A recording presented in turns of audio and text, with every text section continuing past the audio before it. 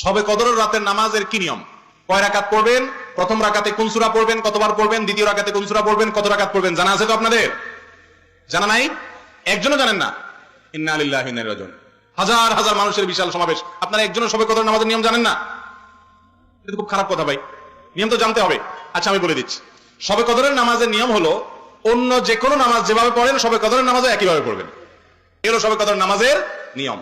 এমন কোনো কথা নাই যে শবে কদরের নামাজে প্রথম রাকাতে সূরা ফাতিহার পর অমুক সূরা এতবার পড়তে হবে, দ্বিতীয় রাকাতে ততবার পড়তে হবে, এরকম কোনো কথা কোরআন হাদিসে, এগুলা মন গড়া বিভিন্ন সিস্টেম, বিভিন্ন পদ্ধতির কথা, বিভিন্ন আপনার বাজারে নামাজ শিক্ষার বই নামে অনেক বই আছে, সব বই না, কিছু কিছু বই আছে, এইসব বইতে শবে কদরের নামাজ এত রাকাত, প্রথম রাকাতের এই নিয়ম, দ্বিতীয় রাকাতের ওই নিয়ম, এরকম বিভিন্ন কথা বলা আছে। এগুলো সব ভিত্তিহীন, মন গড়া, এগুলো কোরআন হাদিসে নাই। কোরআন হাদিসে লাইলাতুল কদরে অন্য রাতের মতো আপনি নামাজ পড়বেন, একটু লম্বা সময় নিয়ে পড়বেন।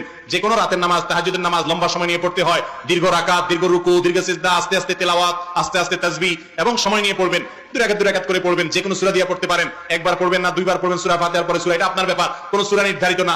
আপনি লাইলাতুল কদরের একটা জিনিস নির্ধারিত, সেটা হলো একটা দোয়া হাদিসে বর্ণিত হয়েছে, আম্মা জানা আয়েশা রাদিয়াল্লাহু তাআলা আনহাকে নবী করিম সাল্লাল্লাহু আলাইহি ওয়াসাল্লাম শিক্ষা দিয়েছেন, তুমি যদি লাইলাতুল কদর পাও তাহলে দোয়া করবা, কি দোয়া? আল্লাহুম্মা ইন্নাকা আফুউন তুহিব্বুল আফওয়া ফাআফু আন্নী।